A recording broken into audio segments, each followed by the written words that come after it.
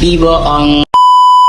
Aku hanya memikirkan satu peraturan penting. Kenapa kau lakukan hari ini kalau kau bisa melakukannya besok? Few moments later.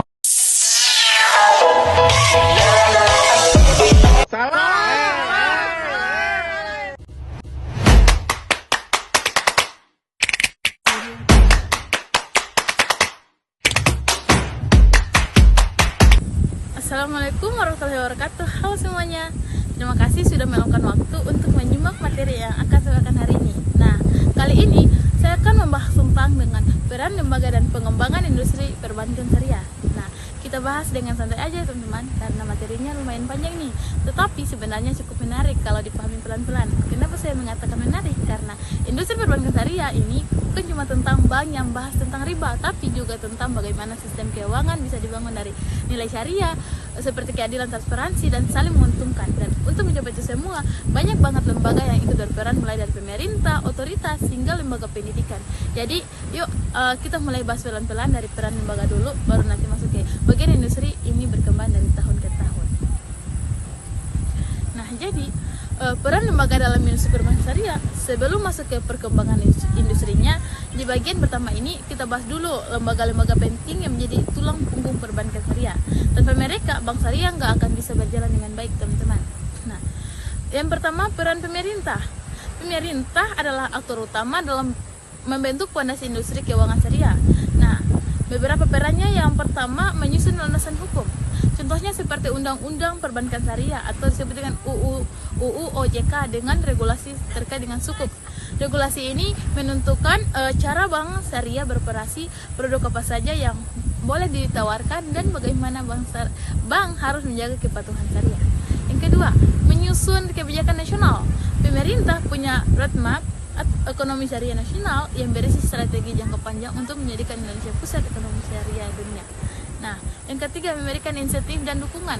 Contohnya nih, insentif pajak untuk sukuk, dukungan pembiayaan UMKM, dan program literasi keuangan syariah nasional. Nah, mendukung infrastruktur digital syariah, karena sekarang ini banyak layanan syariah yang sudah online. Pemerintah memastikan sistem pembayaran digital kris syariah dan keamanan data nasabah berjalan dengan baik. Nah, mungkin itu. Sekarang masuk pada otoritas jasa keuangan atau disebut dengan tadi yang sudah saya jelaskan, atau OJK. Nah, yang perlu teman-teman ketahui bahwa OJK adalah lembaga yang mengawasi seluruh kegiatan jasa keuangan di Indonesia. Nah, peran OJK dalam perbankan syariah yaitu pengawasan dan regulasi.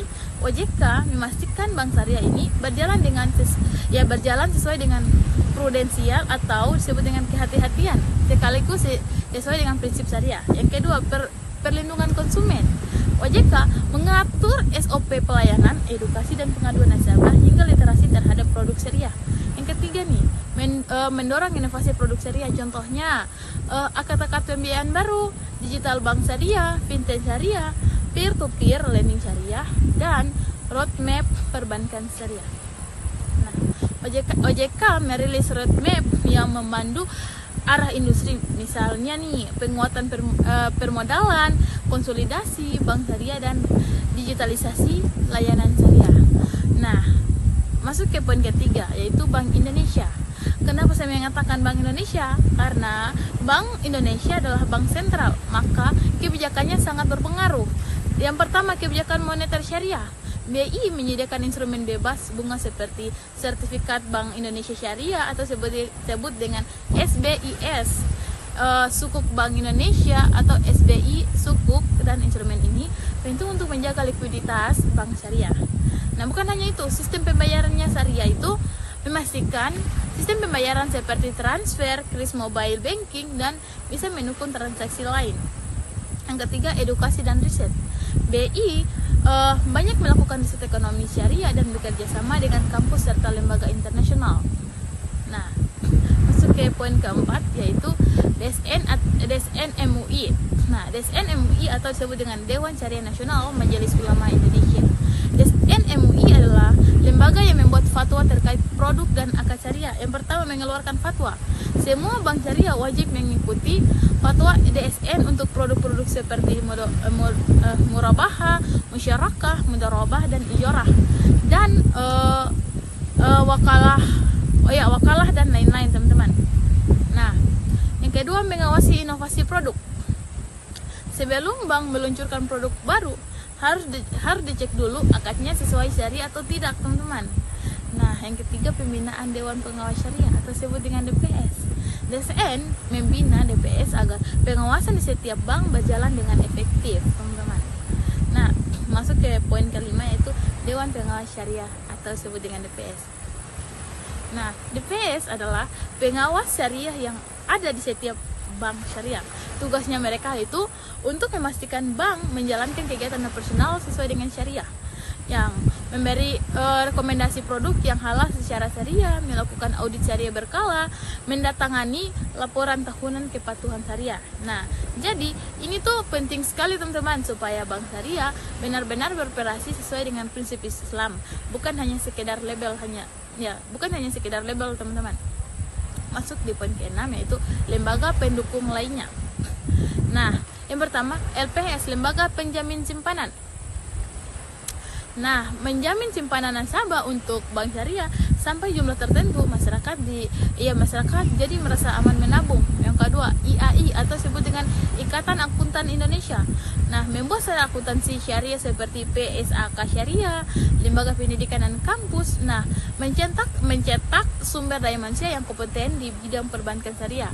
Yang keempat, Komite Nasional Ekonomi dan Keuangan Syariah atau disebut dengan KNEKS. Nah, lembaga yang dibentuk presiden untuk mengembangkan ekosistem ekonomi syariah, termasuk dari perbankan, industri halal dan UMKM dan lain sebagainya. Nah, mungkin itu di bagian pertamanya, masuk pada pengembangan industri perbankan syariah. Nah, setelah memahami peran lembaga, sekarang kita masuk ke bagian tentang pengembangan industri. Nah, bagian ini menjelaskan bagaimana industri bank syariah bertumbuh baik dari sisi teknologi, regulasi, produk dan maupun sumber daya manusia. Nah, yang pertama, perkembangan produk dan jasa syariah. Industri perbankan syariah terus memperbaharui layanannya seperti produk pembiayaan modern, yaitu pembiayaan rumah atau disebut dengan murabahah itisana. Nah, pembiayaan usaha dengan akad musyarakah atau mudharabah. Yang kedua, tabungan dan deposito syariah dengan prinsip bagi hasil, bukan bunga ya teman-teman. Ketiga, produk digital, mobile banking, internet banking syariah, kris syariah, dompet digital, dan digitalisasi sangat membantu bank syariah bersaing dengan bank konvensional teman-teman. Yang kedua, penguatan regulasi dan infrastruktur. Nah, agar industri berjalan stabil dan efisien, pemerintah dan OJK memperkuat yang namanya standar operasional bank syariah. Yang kedua, sistem keamanan digital. Yang ketiga, tata kelola manajemen risiko. Dan keempat atau yang terakhir, yaitu konsolidasi perbankan syariah. Nah, mungkin itu yang ketiga, yaitu edukasi dan literasi keuangan syariah. Nah, teman-teman, tanpa literasi, masyarakat tuh tidak tahu manfaat bank syariah nih. Jadi program literasi yang dilakukan seperti seminar di kampus, program inklusi ke pesantren, konten digital di media sosial, webinar dan workshop, dan model bisnis kemitraan dengan UMKM nih teman-teman. Nah, masuk ke poin keempat, yaitu penguatan sumber daya manusia. Sumber daya manusia di bank syariah itu harus punya dua kompetensi. Yang pertama, kompetensi keuangan dan kompetensi syariah. Nah, untuk itu sertifikasi profesi syariah, pelatihan pegawai bank, program studi ekonomi syariah, dan kolaborasi kampus dan industri. Nah, bukan hanya itu, akan tetapi ada kerjasama internasional. Di Indonesia ini bekerja sama dengan negara lain untuk